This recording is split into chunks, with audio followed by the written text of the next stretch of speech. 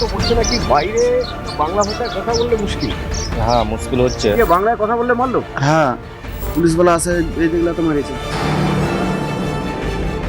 এই যুবসাথী প্রকল্প বলছে আবার, এতে লাভ হচ্ছে আপনার? কাজে তো অবশ্যই লাগে। হেল্প হয়। যুবসাথী লক্ষ্মীর ভান্ডারে টাকা বাড়ানো কোনো প্রভাব পড়বে না বলছে? না, এইসব গাজলে আপনি নিশ্চিন্তে থাকেন, এগুলো প্রভাব পড়বে না। ধর্ম নিয়ে রাজনীতি করবো না, পেট কোনটা আগে? পেটকে বাঁচাতে গেলে ধর্মটা এক জায়গাতে থাক, আমাদের পেটটা একটা জায়গায় থাক।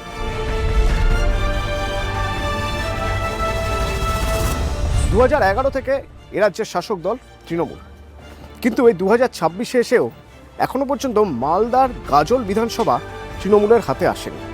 এটা 2021 সালেও বিজেপির ছিল। গাজল বিধানসভা মূলত গাজল বিধানসভার মানুষ হয় চাষবাস করেন, তা না হলে তারা পরিযায়ী শ্রমিক।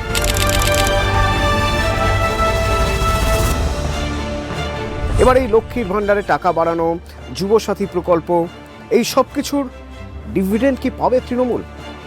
2026-এ গাজল পাবে তৃণমূল? এই সব কিছু জানতে আমাদের হটস্পট গাজল।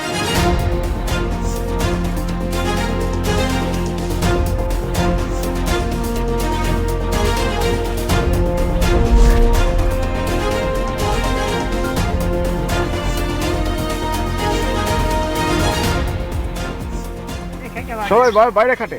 সব বাইরে খাটে, যতগুলো বাড়ি দেখছেন বাঘ বাইরে খাটে।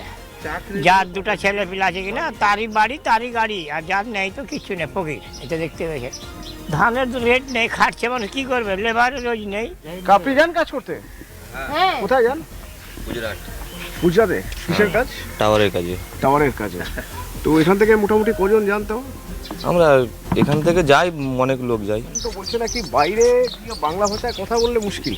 হ্যাঁ মুশকিল হচ্ছে। যখন এনআরসি বলে যখন হয়েছিল তখন একবার হয়েছিল, তো আমাকে নিয়ে চলে গেছিলো, দিয়ে ফের আমাদের ডকুমেন্টস দেখে আমাদের ফের ছেড়ে দিয়েছে।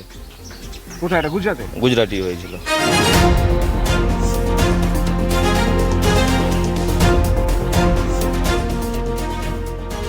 পেটের টানে একটু ভালো থাকার জন্য মানুষ ভিন রাজ্যে কাজ করতে গিয়ে ভয়ঙ্কর অভিজ্ঞতার মুখোমুখি। স্টেশনের বাইরে বেরোতেই মার ধর, বেধড়ক মার। মালদার গাজলের কিছু কিছু মানুষের এরকমই অভিজ্ঞতা, একবার শোনা যায়। আপনি কোথায় কাজে গেছিলেন? উড়িষ্যা। কি করতেন ওখানে? ওখানে রান্নার কাজে গেছিলাম। ফের আমি মানে স্টেশনের বাইরে গেলাম, বাইরে গিয়ে মানে ওখানে আমি মানে মার খাই। ওই যে বাংলা বলে কি না, স্টেশনের বাইরে গিয়ে বাংলায় কথা বললে মারলো? হ্যাঁ মানে প্রথম মানে গ্রামের লোক মারলো স্টেশনের বাইরে। তারপরে মাটারে মানে ওই পুলিশওয়ালা আসলো, পুলিশওয়ালা আসে এই যেগুলো তো মারিছে, যেগুলো তো মারিছে, যেগুলো তো মারিছে। কেন মারলো কেন? এই যে এখানে লাত মেরেছে পুলিশওয়ালা।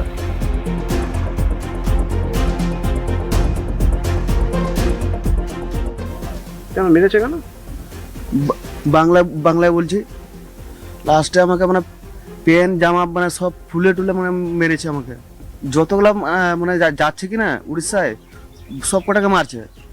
আর কেউ যাবে ভয় এরপর? না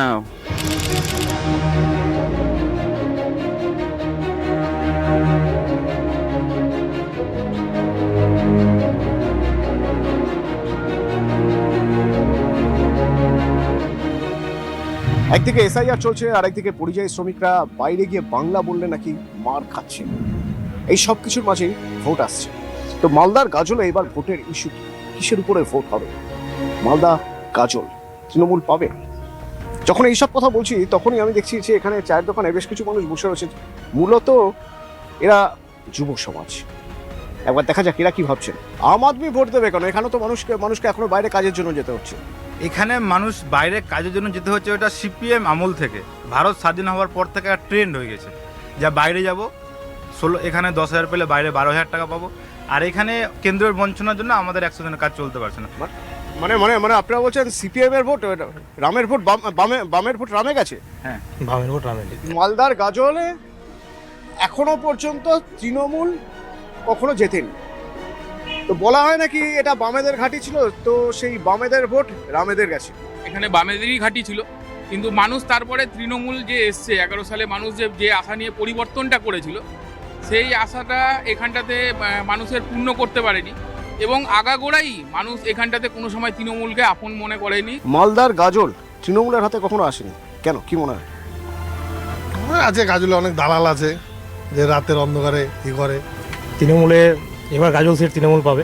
গাজলের মানুষের সমস্যা কি, মানে কেন গাজলের মানুষ এখনো পর্যন্ত মনে করছে যে রাজ্য সরকার বা তৃণমূল, এই যে শাসক দল রয়েছে সেই তৃণমূল তাকে ভোট না দিলে বিজেপিকে ভোট দিলে লাভ হবে? যুবশ্রীর টাকা পাচ্ছে, রূপশ্রীর টাকা পাচ্ছে, কন্যাশ্রী পাচ্ছে, সব কিছুই পাচ্ছে, কিন্তু তবুও ভোটের আগে মানুষের সাথে যদি একটু মানে যে সব নেতারা বা যারা যে কোনো পার্টির যারা ক্যান্ডিডেট হচ্ছেন তারা যদি মানুষের সাথে একটু মিশে বা একটু কথা বলে, হাসির মুখে কথা বলে, তো মানুষ এমনিও ওনাকে ভোট দিবে। এই যুবসাথীতে অ্যাপ্লাই করেছিলেন আপনারা? যুবসাথীর জন্য অ্যাপ্লাই করেছেন?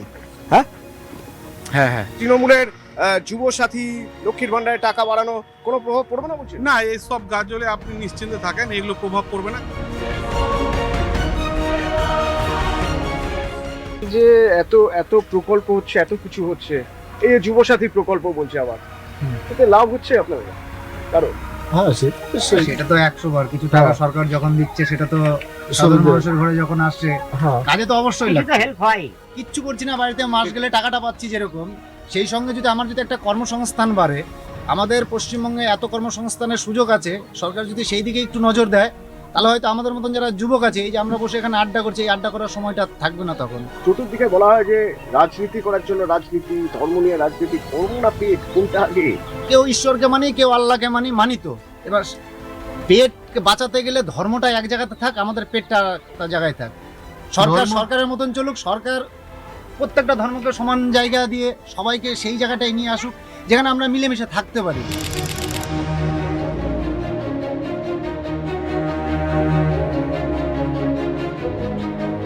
মালদার গাজল মানে আদিনা মসজিদ নাকি আদিনাথ, এ নিয়ে তর্ক শুরু হয়েছে, কিন্তু গাজল ঘুরে আমরা দেখলাম আদৌ এ নিয়ে তর্ক হচ্ছে না।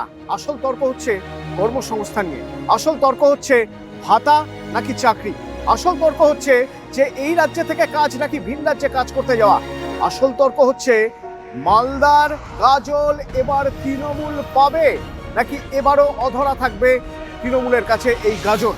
আর সেই সব নিয়েই মানুষ দাঁড়াবে ভোটের লাইনে। আর আমাদের হটস্পট গাজলে আমরাও খোঁজার চেষ্টা করলাম মানুষ কোন ইস্যু নিয়ে ভোটের লাইনে দাঁড়াবে।